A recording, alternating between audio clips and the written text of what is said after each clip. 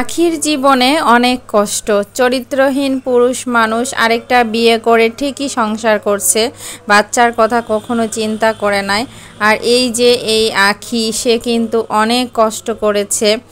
পুরুষ আসলে কিসে আটকায়? পুরুষ আসলে কিসে আটকাবে? পুরুষের ভিতরে যদি নারীর আকাঙ্ক্ষা থাকে তাহলে পুরুষ কি কখনো আটকানো যায়? আটকানো যায় না। তো এই যে নারীতে আসক্ত পুরুষ ঠিকই আরেকটা বউকে ছেড়ে আরেকটা বিয়ে করেছে। আর এই যে এই আখির অবস্থা কিন্তু আগে করুণ দশা ছিল, এখন তো আখি ঘুরে দাঁড়াচ্ছে। তো আখি যেহেতু ঘুরে দাঁড়াচ্ছে আর তার একটা মেয়েও আছে, তো মেয়ের কথা চিন্তা করে কিন্তু এই আখি এখনও পর্যন্ত বিয়ে করে নাই। আর রাজা কিন্তু ঠিকই বিয়ে করেছে। আর রাজা ভেবলির কিন্তু আবার আরেকটা বাচ্চা হতে যাচ্ছে, খুব শীঘ্রই কিন্তু তাদের আরেকটা বাচ্চা হবে। অথচ এই আখির ঘরে যে মেয়ে সন্তান আছে, সেই মেয়ের খবরাখবরও কিন্তু রাজা কখনো রাখে না। আসলে চরিত্রহীন পুরুষ মানুষের কথা কি বলবো।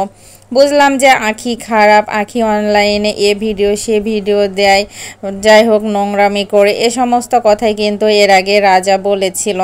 তো যাই হোক ভিউয়ার্স, এখানে রাজার কিন্তু অনেক দোষ আছে। রাজার দোষ না থাকলে কখনোই এই আখিকে ছেড়ে দিত না। এবং আরেকটা বাচ্চা আছে, বাচ্চার কথা চিন্তা করে হলেও কিন্তু কখনোই ডিভোর্স দিত না।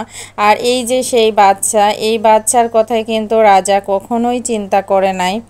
পুরুষ মানুষ আসলে অনেক বেঈমান হয়, তবে সকল পুরুষ মানুষ না, কিছু কিছু পুরুষ মানুষ খুবই বেঈমান হয়।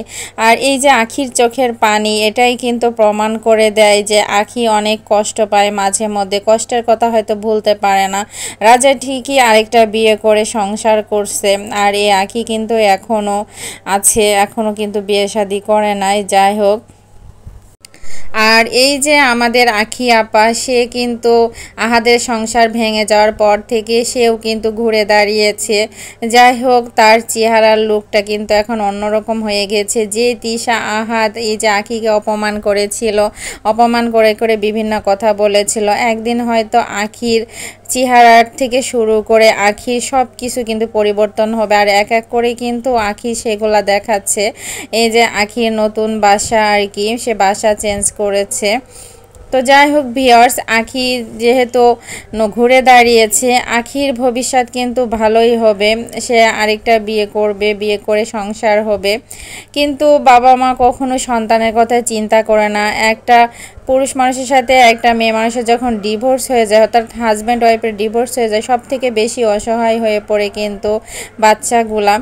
আর এই যে যে পুরুষের চরিত্র খারাপ, তার হাজারটা নারী এনে দিলেও সে কিন্তু সন্তুষ্ট থাকবে না। যেমন আহাদের কিন্তু পরপর তিনটা বিয়ে করেছে, আবার 4 নাম্বার বিয়ে করতে যাচ্ছিল। যাই হোক ভিউয়ার্স, নাটক হোক আর যেটাই হোক, একটু হলেও সত্য ছিল বলেই কিন্তু তিশা রাগ করে চলে গিয়েছিল। তো এই যে আহাদের মতো চরিত্র বা আহাদের মতো মানুষ যারা আছে, যে সকল পুরুষ মানুষ, যে চরিত্র যদি ঠিক না থাকে তাহলে কিন্তু সে একটার পর একটা বিয়ে করতে চাইবে, তারপর নষ্টামি করতে চাইবে।